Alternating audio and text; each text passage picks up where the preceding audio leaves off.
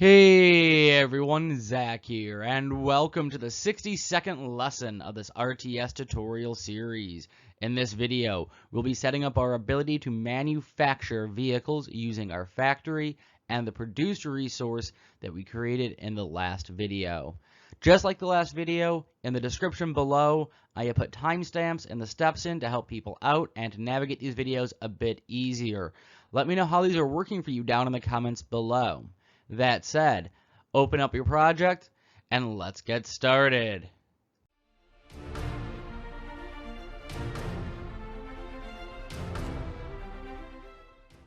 Hey everyone, and welcome back to the editor. So in this video, we'll be setting up our factory to produce or manufacture our car. Now, I'm going to do a very simplified version of it because we only have one vehicle. If you have more than one vehicle in your game, you're going to want to actually copy over what we've done from the recruit our units section. To be very similar. However, there are going to be a few differences. And I just want to make a quick comment on some poor planning. As some of the blueprints we're going to be making could have been combined to reduce the amount of replication. I don't mean this in the multiplayer sense. I mean in actual copying and pasting that we are going to do of the content.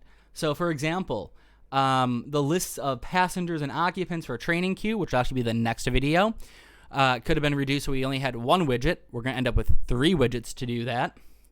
We currently have 2 of them, by the way. The set unit cost only covers our units, not our vehicles. We could have actually added that in as well. But because there are different classes and because I didn't plan on having vehicles originally, I didn't actually account for that. So, the first step after all of that preamble is we're going to set up our building UI aspect of it. So we're going to go into our building info HUD. If you notice from the last video, I still have my player controller, my main game UI, which I don't think I need anymore, and our building info HUD. I'm just going to close the main game, go into our building info HUD, go to just down here, because it's going to be down here in the end, go to our designer. And in our designer, what I'm going to do is I'm going to add in a new horizontal box. In fact, I'm just going to cheat. And I'm going to copy everything that's currently in here.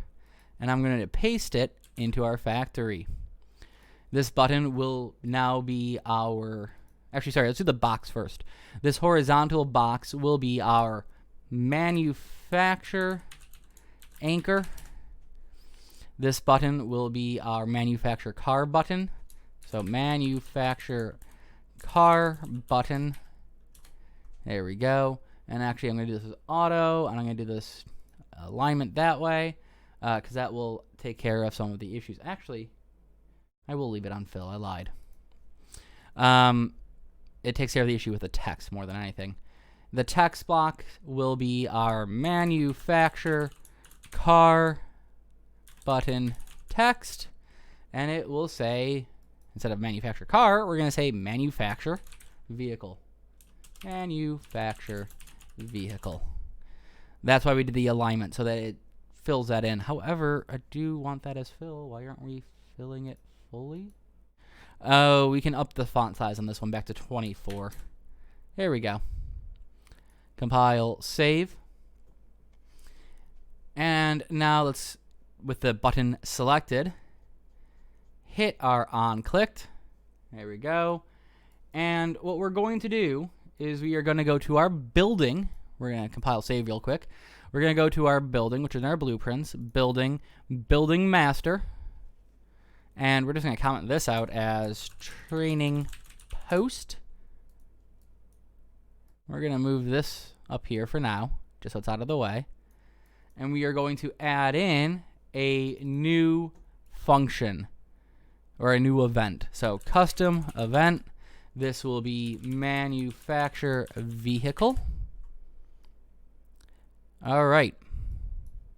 Compile, save, call a reference from our building to our manufacture vehicle.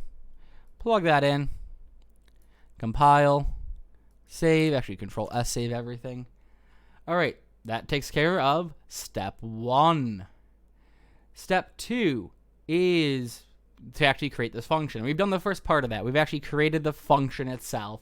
We've commented out the training post stuff. Now, if you remember, in the training post stuff, while we have these two events here, they're only populated. We only add things to the end of them inside our training post. We're going to do something similar with our factory. And the reason we are doing that is so we have a level of security. If for some reason that button shows up in the wrong building, it doesn't do anything. It will only work if the building we're clicking that button for has the event. And we can do that by going into our industrial building, open up our factory, and we're going to want to click Open Full Blueprint Editor if you have a window like this. There we go. I'm not sure why it went there, but okay. And what we're going to do in here is we're going to create a new timer. So this is going to be very similar to what we've had before. Let's call our manufacture vehicle event.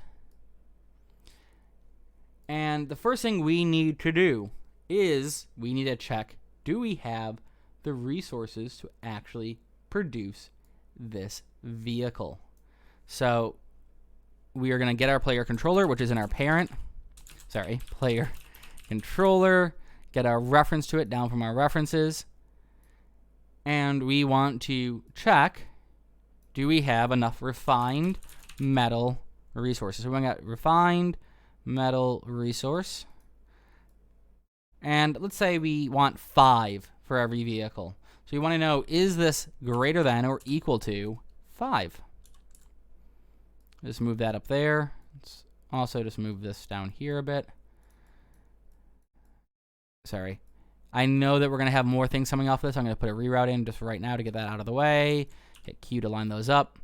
Hold B down, click that in, plug our condition into there, plug that into there, and there we go. So if we do not have enough, let's take care of that real quick. That's the easy part. We are going to drag off of this. We're going to get a main game reference, so the UI. Put a reroute into there as well. Really don't like the fact these don't line up well. We're actually probably going to want a little bit more room, so we're going to move that down a bit. And off of this, we are going to trigger text. Remember, trigger text says insufficient resources. All right, once we have done that, we are going to set and get our refined metal resources. We'll do the get first. So get refined metal again. Put another reroute in. I'll worry about the lining of that in a minute. Drag off of this. Set refined metal resource. Again, we're going to put a reroute in once I get the node I want. Here we go. And that's going to come off the true. And I'm just going to move this over a tiny bit. And we're going to do float minus float of 5. Again, like in the last video, I might create a variable here that covers the cost. That way, when I change one, I don't have to worry about changing the other. I'll automatically do it. But if you leave it as this setup, remember, if you change this, you need to change this, and vice versa. And also, good object-oriented programming design would have this as a function. We wouldn't just be stepping in to do that. All right, now that we've done that, we need to set a timer by function name. And every 5 seconds, maybe we should reverse the timers on this. Make the produce resource 5 and this 10. But for now, we're going to do every 5 seconds, looping. We are going to spawn, if I can spell spawn right, vehicle. I'm going to copy that name that I've just created, and I am going to create a new function. Sorry, not in a graph, a new function. There we go. And in this function of spawn vehicle, all I'm going to do for this step is really simple. I'm going to spawn actor from class, and the class I'm going to spawn from is our vehicle master. Remember, we only have one vehicle, so we don't have to have that enum switch. We don't have to pass that information in. Again, if you have more than one vehicle, make sure that you take care of it. So you have these settings here. Make sure you take care of that, and that'll be passed through as an enum, and you can set it even when it comes out this way, and all that fine jazz. As for our spawn transformation, we're going to create a pure function, but we're going to create it in here and then collapse it down. So I'm going to get a reference to self, so I want to know what building I'm in, which factory in particular I'm in when I do this. And I want to get actor location. I want to split that, but I'll take care of that in a second. I want to put a reroute in here first. Off of this, I am going to do get actor. So sometimes that doesn't work. Off of there, I'm going to do get actor rotation. I'm going to break that. I'm going to plug that into the reroute. And I'm going to grab both of these. I'm going to just move them over here. And I'm going to split these structures, or these pin structures. And I'm going to do float minus float on this one. Now, you might need to do float plus float. You might need to use different numbers that I'm using, but I'm going to set this to 1500. I'm going to make vector. I'm going to plug the Y into the Y. To make sure the car doesn't accidentally spawn into the ground or partway into the ground, I'm going to put it slightly above at 120. Again, remember, I had a bit of issue in the earlier videos where we did similar stuff for the spawn transformation for the units where this didn't work. So remember, there might be a little bit of trial and error. Off the x-axis on the get rotator, I'm going to make rotator. And I'm going to leave all but the Z the same. On the Z, it doesn't matter if this is plus or minus, by the way. I just preferred using plus. I'm going to add 180. So it's going to turn the unit around. And then I'm going to grab off of here. I'm going to make transform, plug my rotation in, plug that into my spawn, and then I'm going to grab all of this. I'm going to right click it, collapse to function.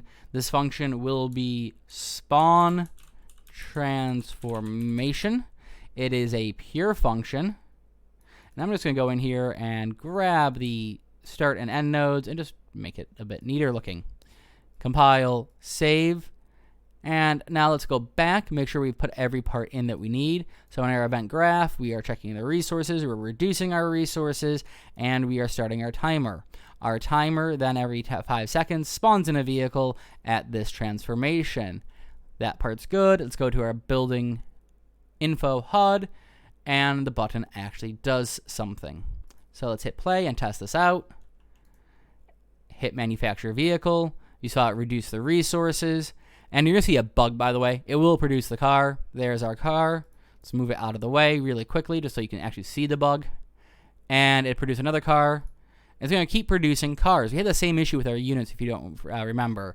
But it's not reducing our resources each time it does that. So let's take care of that issue. So the first thing actually we need to do before we take care of that issue is we need to move the vehicle when it's spawned. This is similar to the move unit on training completion or wherever we called it. So let's go to our units folder. Let's go to our ground vehicles. Let's open up our vehicle. And we're going to create a new function. Before we do that, let's actually close everything but the event graph and the construction graph. Okay. Or script, that is. So what we need to consider is we need to be able to pass out a vector, because we're going to call this last little bit, this move to location. So we need to be able to call something out that will give us a vector. So just remember that. What we're going to do is we are going to, as I said, create a new function that will be called onManufacture. So without the space, onManufacture. And it's going to have one event in here. And that's the receive move command. Like I said, all we have to do is pass something into here. It's going to get a command and it's going to do it. And we're going to hit a return node into there. So where do we want to move our car to? We only want to move the car we're currently in, so we're going to get a reference to self. We technically don't need it because the pins we're going to use or the nodes we're going to use have references to self built in, but I just prefer this. We are going to get actor location. We are going to split the structure. And we are going to get some random floats. So the first thing we're going to do is a float minus a float. I'm just going to put a reroute in here so it's a bit easier to see everything. And what's being subtracted from our x value here is a random number. So we're going to do random float in range. And I'm going to pick 201. So if I remember correctly, and I could just look this up, 200 was our closest we were reversing to things. So 201, just to make our life easier, to 2000. And again, I'm just going to move this along, so we're going to need a bit of space. I'm going to drag this out, and I'm going to grab off of this, and I'm going to make vector. Go ahead and plug that into there. The Z is really simple. It's going to plug straight into there. Again, I'm going to put a couple of reroutes in because we're going to need something for the Y. All right, now off my Y, what I'm going to do is float plus float. Sorry, not increment. Float plus float. Would help if I hit the right thing, I guess, right? Plug that into there. And I'm going to line it all up on that center pin. There we go. And I'm going to duplicate this down here. Plug that in. Plug that into there. So now when it's spawned in, it's going to receive a new location to move to. However, it won't do that right now because we haven't told it to. So let's go back to our factory BP, and we don't need the spawn transformation. What we do need is off this return value on manufacture. So we now call this event when it's spawned in to move away from where it's been created. So let's test this out. Let's make sure that it was facing the right way. That was actually the earlier test. Was it facing the right way? And it was. So the spawn transformation worked. Let's make sure it actually moves when it spawns in. So in about 3 seconds, we should get a vehicle on our screen. There it is. It's moving away. It's going to crash into that unit. And it's going to keep trying to drive through that unit. There's the next one. It's going to go to a different location. And it's going to keep spawning these in until there's nowhere else for the vehicles to get into. And if that happens and you close it out, you're going to get an error message saying it couldn't spawn in the vehicle. So before we get that error message, let's close that out. That's working. That takes us through step 3. Step 4 of this video is to check for to resolve our infinite spawn issue. So we are going to be doing that in only our factory. We're going to be doing that in this function, a new function we're going to create, and our event graph. So let's start with the event graph stuff, because we are going to need to move things around, and it's going to get a bit confusing, and it's just easier to do it this way. So we're going to break this for now. This will be the last thing that it does. Actually, this part, it's the easy part of all of this. I kind of lied to you. We're going to create a new variable, and this will be number. I'm trying to name it num to manufacture. It is an integer. We are going to set it here. And what we are going to, actually we're going to break that, sorry. What we are going to set it to is the increment of the integer. And the increment of that number to manufacture into number to manufacture. Also, I'm now just going to line these pins up. Now we can plug this last bit in, and now I'm going to line all the pins up, or all the nodes up, so that it looks a bit neater. There we go. And I'm going to take care of this bottom bit as well, because it's going to drive me crazy. I'm hitting Q, by the way. So now we have a number to manufacture. Very similar, again, to our unit training. So the next bit we need to do is in our spawn vehicle. So this part remains the same. Nothing happens. So that's step 2 here, step 3. Now step 4. We are going to decrement an integer. And we are going to decrement the integer we just set. Plug that into there. And what we are going to decrement is that same integer again. Now, we're going to create a function, and we're going to collapse it down in a second. But before we do that, let's go back to our event graph. Select this timer node. Control-C it. Again, you could pull off the return value and clear and invalidate your timers, but meh. All right. Next, we're going to create a branch here. this branch is going to check, do we still have vehicles to manufacture? So we're going to get our number to manufacture. We are going to do a, is it greater than 0? If it's at 0, we're not manufacturing anymore. Set that there. If this is false, then we are going to clear this timer. We are going to stop it from looping, and we are going to plug it into the false.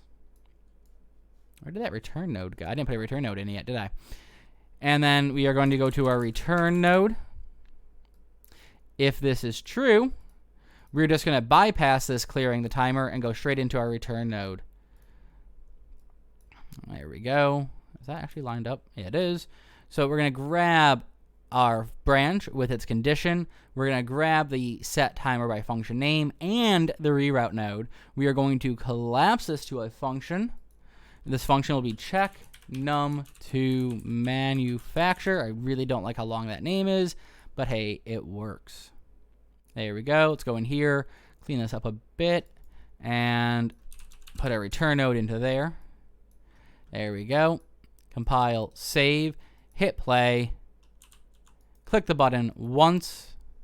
Should only produce one vehicle. And so we just had to wait for that timer to run out. There's that vehicle. On movement, still working. It's crashing into that unit. So whoops on the placement of the unit. And let's just sit here for another moment or two. Make sure that it doesn't spawn in anything else. Also, I'm just going to move that unit somewhere else, like over here, so he's out of the way. The vehicle might have trees blocking in a second. Clearly, it's been more than 5 seconds. So now what we're going to do... Oh, sorry, I still had that unit selected. So now what we're going to do is we're going to spawn 2 vehicles in. I'm going to click twice. 1, 2. Notice it reduced 10, 5 each time. So we should get 2 vehicles to come out. There's the first one. It's going to crash into that tree. Oh, wow, it didn't crash into the tree. And it parked near the first vehicle. There's our second one. And let's just wait a moment, make sure nothing else gets produced. So it doesn't look like anything else is being produced by this. That resolved our infinite spawning issue. Now, in the next video, we are going to take care of something that we've already kind of done. This is what I was talking about, bad design, where we have this list coming up. We are going to create a similar list with a similar function for our vehicles so that we know how many vehicles we have in the queue and so we can stop them from randomly spawning in. All right, all of that said, if you've enjoyed this video, make sure to hit that like button down below. And if you want to make sure you know when the next video is coming out, make sure to hit the subscribe and notify icon so you know when that next tutorial is out.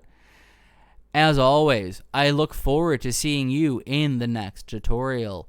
Sorry, I'm not sure I was saying if. I do look forward to seeing you in the next tutorial. And as always, I hope that you have a wonderful day.